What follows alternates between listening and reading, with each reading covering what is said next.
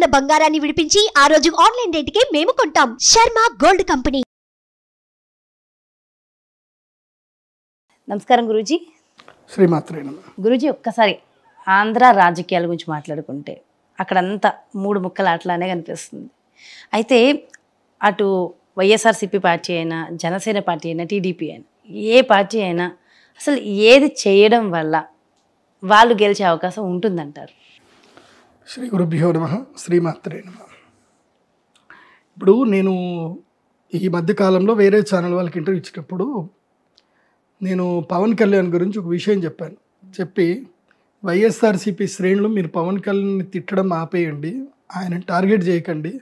ఎందుకోసం అంటే మిమ్మల్ని గెలిపించిన మహానుభావుడు ఆయన్నే. ఆయన లేకపోతే వైఎస్ఆర్సీపీ గవర్నమెంట్ వచ్చేది కాదు, ఇన్ని సీట్లు అయితే వచ్చేటివి కాదు, మెజారిటీ సీట్లు వచ్చేటివి కావు. ఎందుకోసం అంటే ఆయన ఓట్లు చీల్చాడు కాబట్టే మీరు గెలిచారు. ఇంకా ఆయన అట్లాగే ఉండాలి, ఆయన మళ్ళీ ఇట్లాగే పోటీ చేస్తే మళ్ళీ వైఎస్ఆర్సీపీ గవర్నమెంట్ వస్తుంది. కాబట్టి మీరు ఆయన తిట్టకండి, ఆయన పొగడండి. కావాలంటే పవన్ కళ్యాణ్ ఉంటేనే మీరు బాగుపడతారు. అయితే మీరు బాగుపడతారు, లేకపోతే టీడీపీ బాగుపడుతుంది. వైఎస్ఆర్సీపీ వ్యతిరేక ఓట్లు చీల్చారు పవన్ కళ్యాణ్ గారు. నిజంగా చెప్పాలంటే పవన్ కళ్యాణ్ వల్ల వైఎస్ఆర్ గారి కుటుంబం బాగుపడింది, పవన్ కళ్యాణ్ వల్లనే బాగుపడింది. ఆయనకి వీళ్ళు నిజంగా ఎంతో థ్యాంక్స్ చెప్పాలి, ఒక 100 కోట్లు ఇవ్వాలి వీళ్ళు. ఎందుకోసం అంటే అప్పట్లో కూడా చంద్రబాబు నాయుడు గారి యొక్క హయాంలో ఆయన మళ్ళీ ముఖ్యమంత్రి అవుతారనుకున్నారు చాలామంది. ముఖ్యమంత్రి అవుతారనుకున్న సమయంలో వైఎస్ఆర్ గారు ముఖ్యమంత్రి అయ్యారంటే కారణం ప్రజారాజ్యం పార్టీ. ప్రజారాజ్యం ఎన్ని ఓట్లు చీల్చింది, 18 ఎమ్మెల్యే సీట్లు, అది కాకుండా ఎన్నో ఓట్లు చీల్చినవి, ఎన్నో ఓట్లు వెళ్ళిపోయినాయి. టీడీపీ ఓట్లు మొత్తం చీలిపోయినాయి. చీలినందుకే అప్పట్లో వైఎస్ఆర్ రాజశేఖర రెడ్డి గారు గవర్నమెంట్ ఎస్టాబ్లిష్ చేయగలిగారు. తర్వాత ఏమైపోయింది, జనసేనలో కలిపేశారు. చిరంజీవి గారు నా వల్ల కాదు, మీ కుళ్ళు రాజకీయాలను దండం పెట్టి చిరంజీవి గారు వెళ్ళిపోయారు, ఆయన వదిలేశారు. ఆయన ఎందుకు జరిగింది ఇక్కడ వైఎస్ఆర్ గారు రాజశేఖర రెడ్డి గారు ముఖ్యమంత్రిగా రావడం గల కారణం ఎవరు? కొణిదెల ఫ్యామిలీ కదా. అప్పట్లో చిరంజీవి గారు వాళ్ళ నాన్నగారికి చిరంజీవి గారు హెల్ప్ చేశారు. అప్పుడు పవన్ కళ్యాణ్ గారు కూడా హెల్ప్ చేశారు, ఆయన్నే కదా మాట్లాడింది చేశారు. మళ్ళీ నెక్స్ట్ వైఎస్ఆర్సీపీ గవర్నమెంట్ రావడానికి హెల్ప్ చేసింది ఎవరు? ఓట్లు చీల్చి పవన్ కళ్యాణ్ గారే. పవన్ కళ్యాణ్ గారు ఓటు చీల్చకపోతే ఏదో ఒక తర్జన భర్జన అవుతుండే. ఎందుకోసమంటే 2 ముక్కలాట ఉంటుండే. ఇది 3 ముక్కలాట అయిపోయేసరికి ఓట్లు మొత్తం చీలిపోయి దాదాపుగా 17% ఓట్లు పవన్ కళ్యాణ్ గారికి పడ్డాయి. అన్ని ఓట్లు పవన్ కళ్యాణ్ గారు పడ్డప్పుడు ఆ ఓట్లని వేస్ట్ అయినట్టే కదా. ఓట్లు వేస్ట్ అయిపోతే ఎట్లాగా? ఓటు ఎప్పుడు వేస్ట్ కాకూడదు. అయితే నోటా కన్నా పోవాలి, లేకపోతే పడేటోడికి పడాలి. పడలే కదా. ఇప్పుడు కర్ణాటకలో బీజేపీ ఓడిపోవడానికి కూడా కారణం అదే, ఓట్లు చీల్చాయి. జేడీఎస్ ఓట్లు చీల్చింది. మన బళ్ళారి నుంచి ఈయన పేరుంది గాలి జనార్దన్ రెడ్డి గారు ఓట్లు చీల్చారు. ఇంకా చాలామంది వీళ్ళు ఓట్లు చీల్చారు. ఎవరు? స్వతంత్ర అభ్యర్థులు ఎంతోమంది ఓట్లు చీల్చారు. ఈ ఓట్లు చీల్చడం వల్ల గెలిచే వాళ్ళే ఎక్కువగా ఉంటారు. నెగిటివ్ ఓట్స్ పడతాయి చాలామందికి. కర్ణాటకలో అదే జరిగింది. బీజేపీ ఎంతో మైల్యూట్గా ఓడిపోయింది. 58 స్థానాల్లో జస్ట్ 6,000 8,000 ఓట్ల తేడాతో ఓడిపోయింది. ఎందుకు ఓడిపోయింది అని అంటే బికాజ్ ఇదే రాజకీయ తంత్రం. అంటే ఉదాహరణకి పలానా కాలనీ నుంచి మనకు ఓట్లు పడవంటే ఏం చేస్తారంటే ఆ కాలనీలో ఉండే ఒక వ్యక్తిని వీళ్ళే ఎంచుకొని అరే ఈ కాలనీలో ఓట్లన్నీ కూడా నీదికి పడేటట్టు చేసుకొని వీళ్ళకి డబ్బులు ఇస్తారు. వాడు స్వతంత్ర అభ్యర్థి అయ్యి వాళ్ళ చుట్టాలని చెప్పి బుట్టాలని చెప్పి దాదాపు ఒక 10,000 ఓట్లు వీళ్ళు లాగేస్తాడు. అలా 10,000 ఓట్లు వీళ్ళు లాగేస్తారు. ఇదే రాజకీయ తంత్రం అంటే. ఓకే, మరి ఇప్పుడు ఆంధ్రాలో పవన్ కళ్యాణ్ గారు ఒకవేళ సీఎం అవ్వాలి, గెలవాలి అంటే మరి ఏం చేయాలి? వన్ థింగ్, ఫస్ట్ వైఎస్ఆర్సీపీ గురించి చెప్తా. వైఎస్ఆర్సీపీ నిజంగా పేదల ప్రభుత్వం అయిపోయిందండి. ఎందుకోసం అంటే పేద ప్రభుత్వం ఎందుకైంది అని చెప్తానండి. ఒకప్పుడు విజయవాడకి నేను 2009లో పోయినప్పుడు విజయవాడలో ఏదైనా స్థలం కొందామంటే హైదరాబాద్లో స్థలం కన్నా విజయవాడలో స్థలం ధర ఎక్కువ. అసలు విజయవాడలో స్థలం కొనాలి అని అంటే దడదడలాడిపోయేది. విశాఖపట్నంలో స్థలం కొనాలంటే దడదడలాడిపోయేది. ఇప్పుడు నేను విశాఖపట్నంలో వెళ్ళి స్థలం కొనొచ్చు, విజయవాడలో స్థలం కొనొచ్చు, గుంటూరులో కొనొచ్చు, నెల్లూరులో కొనొచ్చు. ఎక్కడికి వెళ్ళినా స్థలాల ధరలు చాలా తగ్గిపోయాయి. పేదలు భూమిని కొనుక్కునే స్థాయికి వచ్చారు. ఇప్పుడు పేదలు భూములు కొనుక్కోగలుగుతున్నారు. కాబట్టి పేదల ప్రభుత్వం అది వైఎస్ఆర్సీపీ గవర్నమెంట్. నిజంగా చెప్పాలంటే పేదల ప్రభుత్వం అది. కాబట్టి మాస్ ఓట్లు గ్యారంటీగా వైఎస్ఆర్సీపీ పడతాయి. కాకపోతే ఏంటంటే క్లాస్ ఓట్లు కొంచెం కొట్టడానికి ఏంటంటే ఇంకొన్ని పనులు చేస్తే వైఎస్ఆర్సీపీకి నెక్స్ట్ గవర్నమెంట్ ఖాయం ఆ పని చేస్తే. మాస్ అయితే కొట్టేశారు ఆయన. బికాజ్ వాలంటరీ, ప్రతి ఒక్క వాలంటరీ చేతిలో 100 ఓట్లు ఉన్నాయి. ఆ వాలంటరీ 100 ఓట్లు వేయించగలుగుతారు. జగన్మోహన్ రెడ్డి గారు మహా అపర చాణక్యుడు. ఆయనతో ఉండేటువంటి వాడు కూడా చాలా అద్భుతమైన తెలివితేటలతో పనిచేస్తున్నాడు. కాకపోతే ఏవో కొన్ని లూపోల్స్ ఉన్నాయి, అవి నేను చెప్పను, మీకే తెలుస్తాయి. అవి మీరు క్లియర్ చేస్తే సరిపోతుంది. ఆ రోడ్లు గీట్లో ఏమో ఉన్నాయి కదా, కొన్ని ప్రాజెక్ట్ చేయలేదని చాలామంది ఏదో అంటున్నారు. కానీ పేదల ప్రభుత్వం అయితే ఒప్పుకుంటా. ఎందుకోసం అంటే మొన్న విజయవాడ వెళ్తే నాకు 3500కి స్క్వేర్ ఫీట్ చెప్తున్నారు ఫ్లాటు. కొనుక్కోండి గురుగారు 3500 స్క్వేర్ ఫీట్ అని. 2012లో అప్పుడు అడిగితే 6000 రూపాయలు స్క్వేర్ ఫీట్ అన్నారు ఫ్లాట్లు. అక్కడ 6000 రూపాయలు స్క్వేర్ ఫీట్ ఉంటుండే విజయవాడలో. 5000 6000. ఇది హైదరాబాద్లో 3000 ఉన్నప్పుడు అక్కడ 5000 6000 ఉంటుండే స్క్వేర్ ఫీట్కి అపార్ట్మెంట్లు. ఇప్పుడు 3500 స్క్వేర్ ఫీటు 4000 స్క్వేర్ ఫీట్కి అమ్ముతున్నారు. అంటే జగన్ ప్రభుత్వం మేలు చేసినట్టే కదా. పేదవాడికైతే ఆస్తులు కొనుక్కోవడానికి, మిడిల్ క్లాస్ వాళ్ళకైతే మేలు చేసినట్టే, నాకైతే అది అనిపిస్తుంది. సో నేను పాజిటివే చెప్తాను, నాకు నెగిటివ్స్ అనవసరం. నెక్స్ట్ కాబట్టి జగన్మోహన్ రెడ్డి గారు ప్రభుత్వం రావాలంటే ఈ పని చేస్తే అయితే అవుతుంది.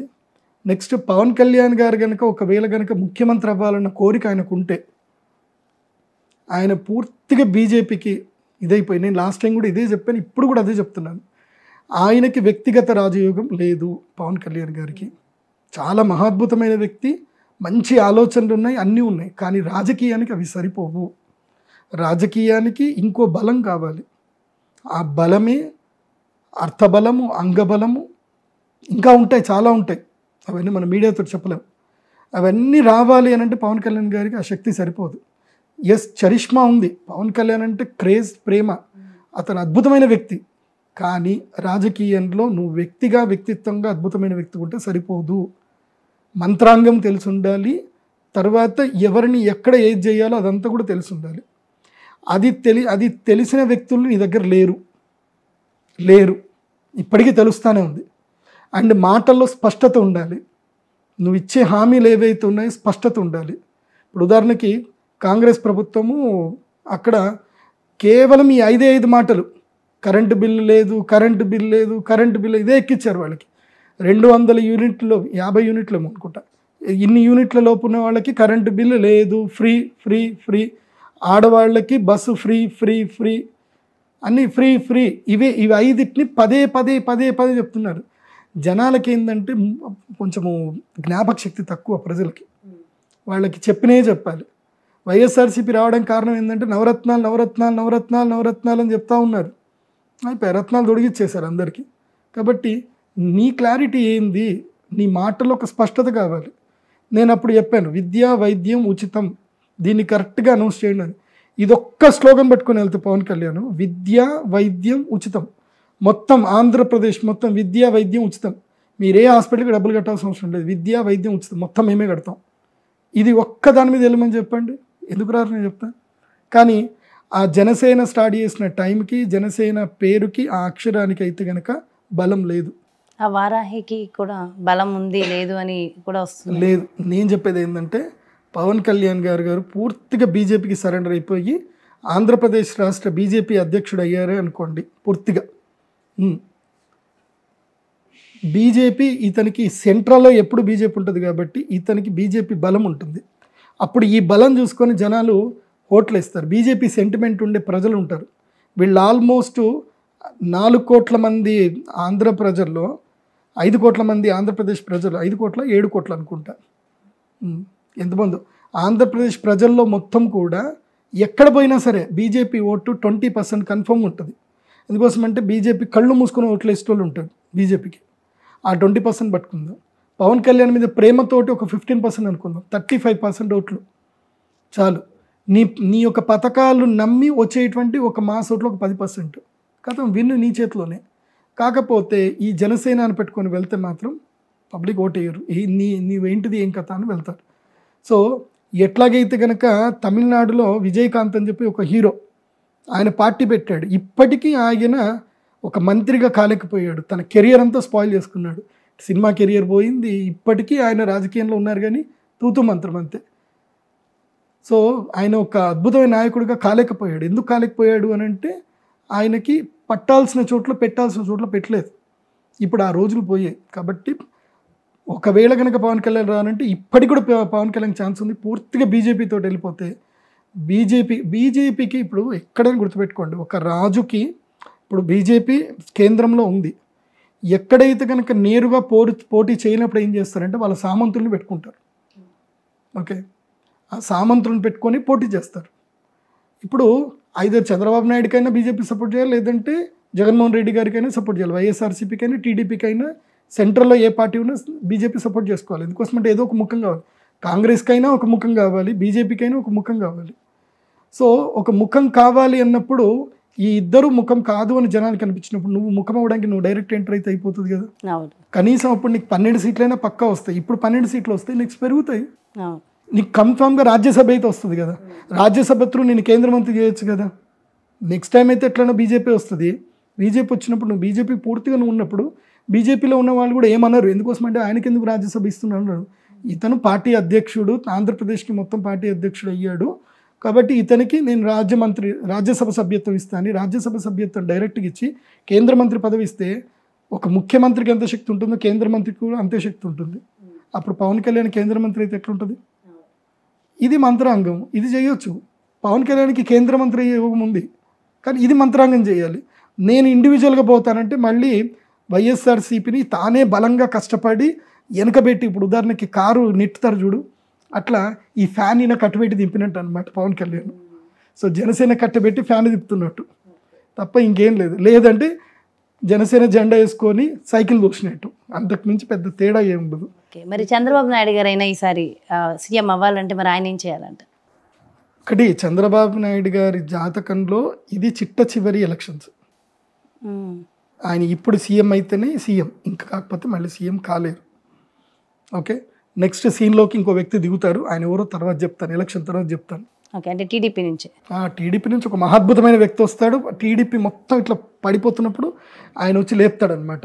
బాహుబలి సినిమాలో ఇట్లాగైతే పట్టుకొని ఆ విగ్రహం నిలబెట్టినట్టు. జూనియర్ ఎన్టీఆర్ అంటారా అనే వార్తలు కూడా ఎక్కువగానే వస్తున్నాయి కదా బయట నుంచి. మరి జాతకం ఆయన నా పేరు చెప్పొద్దని చెప్పాడు నాకు, అందుకోసమని ఆయన పేరు నేను చెప్పాను. నేను మీరు అనుకోండి, మీరు ఎవరైనా అనుకోండి, ఆ వ్యక్తి పేరు మాత్రం అంతే ఉంటుందిలేండి, ఇంకెవరు ఉంటారు. సో ఇప్పుడు తెలుగుదేశం పార్టీ గెలవాలి అని అంటే చేయాల్సింది పవన్ కళ్యాణ్ గారిని క్వైట్ చేసుకోవాలి, 4 మంత్రి పదవులు ఇవ్వాలి. 4 మంత్రి ఇప్పుడు ఎట్లాగైతే కనుక ఆంధ్రప్రదేశ్ ఇది కర్ణాటకలో ఏం జరిగింది, ఆయన పేరేంది, డికే శివకుమార్ గారికి మంత్రి పదవులు డిప్యూటీ సీఎం ఇస్తా అంటేనే ఆయన వీళ్ళు కలిసారు, సిద్ధరామయ్య డిప్యూటీ. లేకపోతే వాళ్ళిద్దరు విడిపోయి ఉంటే మళ్ళీ బీజేపీ వచ్చేది. వాళ్ళిద్దరూ ఒక ఒప్పందం చేసుకున్నారు కాబట్టి వచ్చింది, అది కూడా వర్గ రాజకీయమే. వీళ్ళిద్దరు కూడా ఒక ఒప్పందంకి రావాలి. 4 మినిస్ట్రీ సీట్స్ పవన్ కళ్యాణ్ గారికి డిప్యూటీ సీఎం. మరి అయితే పవన్ కళ్యాణ్ గారు అటు బీజేపీతో కలవాలా, ఇటు టీడీపీతో కలవాలంటారా? ఇద్దరితోని కలవాలంటారా? రాజకీయం అంటేనే అవకాశవాది. రాజకీయం అర్థం ఏంటి తెలుసా? నీకు ఎక్కడ పదవి వస్తే పని చేయాలి. రాజకీయం యొక్క అర్థం అది. పదవి లేని రాజకీయ నాయకుడు ఇంకా ఉంటుందండి, అన్ని సమాజం చెప్పకూడదు అట్లా. సో అది సమానం అవుతుంది అనమాట. కాబట్టి పదవి ఉంటేనే విలువ, పదవి లేకపోతే విలువ లేదు, అంతే. సో పదవి రావడానికి నువ్వు ఏదైనా చతురత చేయొచ్చు. కాబట్టి 4 కానీ లేదంటే 2 మినిస్ట్రీస్ ఒక డిప్యూటీ సీఎం, 2 మినిస్ట్రీస్ ఒక డిప్యూటీ సీఎం అడుక్కొని అయితే పవన్ కళ్యాణ్ గారు దీంతో జాయిన్ అయిపోయి ఒక 14-15 ఎమ్మెల్యే సీట్లు తీసుకున్నా సరిపోతుంది. కానీ దానివల్ల పెద్దగా అయితే పవన్ కళ్యాణ్ గారికి పెద్దగా యోగమేం లేదు, దానివల్ల అబాస్పాలు అవుతారు తప్ప పెద్దగా ఏం లేదు. సో ఈయనైతే పవన్ కళ్యాణ్ గారిని అయితే చేసుకోవాలి. కానీ చంద్రబాబు నాయుడు గారి జాతక ప్రకారం మాత్రం, అంటే నేను వైఎస్ఆర్సీపీ వారికి ఎవరెవరు ఏమేమి యాగాలు చేస్తున్నారో అది మొత్తం నాకు తెలుసు. కాబట్టి అలాంటి యాగాల నుంచి శక్తి ఎదుర్కోవాలి అని అంటే చంద్రబాబు నాయుడు గారికి ఉన్న అంగబలము, అర్థబలము, బుద్ధిబలం సరిపోదు, దైవబలం కంపల్సరీ కావాలి.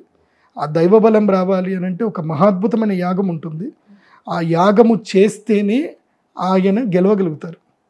ఏది ఈ పవన్ కళ్యాణ్ ఓటు చీల్చడం కానీ వైఎస్ఆర్సీపీ ఏమైనా కానీ అన్నిటినీ ఎదుర్కొని గెలవాలి అని అంటే దైవ బలం కావాలి. అయితే జగన్మోహన్ రెడ్డి గారు ఆంధ్రాలో చర్చిలు కూడా బాగా డెవలప్ చేశారు అనేసి కూడా ఒక బాగా వస్తుంది నిజంగా కూడా అనేసి అంటున్నారు. మరి అలాంటి ఆయన మరి హిందూ ధర్మం ఈ మంత్రాలు పూజలు హోమాలు నిజంగా చేస్తున్నారని అనుకోవాలంటారా? కర్ణాటక నుంచి వేరే రాష్ట్రాల నుంచి ఎలక్షన్ జరిగినప్పుడు నా దగ్గరికి చాలామంది వచ్చారు.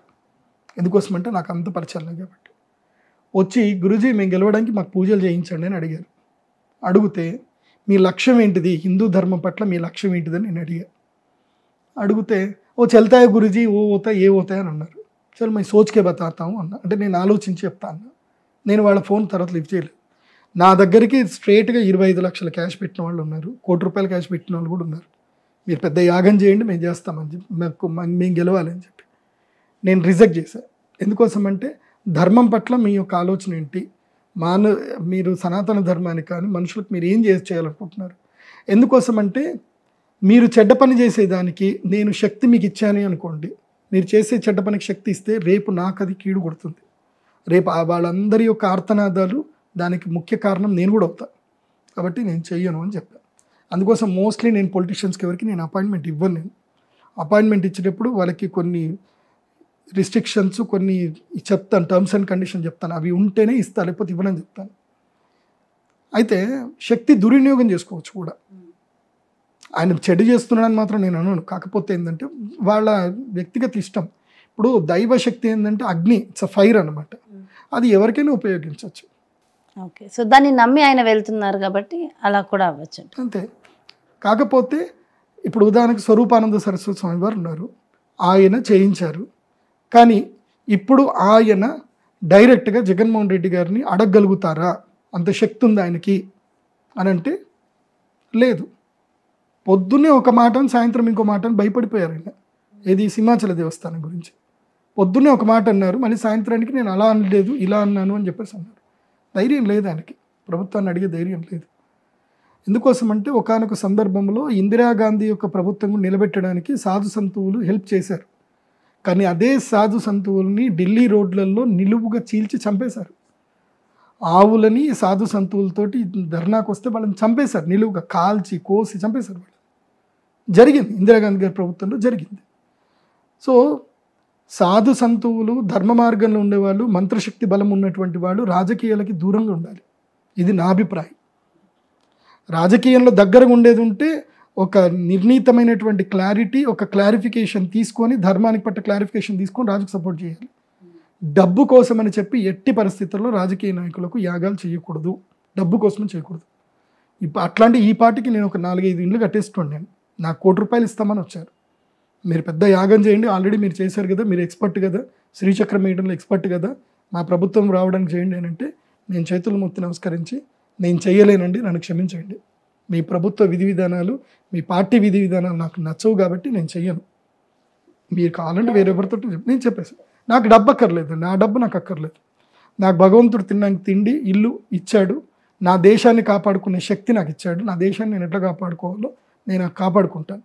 దేశాన్ని ధర్మాన్ని కాపాడుకుంటేనే రేపు నా ముందు తరాలకు నేనేమైనా ఇవ్వగలుగుతాను. దేశాన్ని ధర్మాన్ని కాపాడుకోలేనప్పుడు నేను నా ముందు తరాలకు ఏమి ఇవ్వలేను. నేనేమి ఇవ్వలేకపోవచ్చు, నేనేం చేయలేకపోవచ్చు, కానీ దేశాన్ని ధర్మాన్ని నాశనం చేసే వాళ్ళకి మాత్రం నేను సపోర్ట్ చేయకూడదు.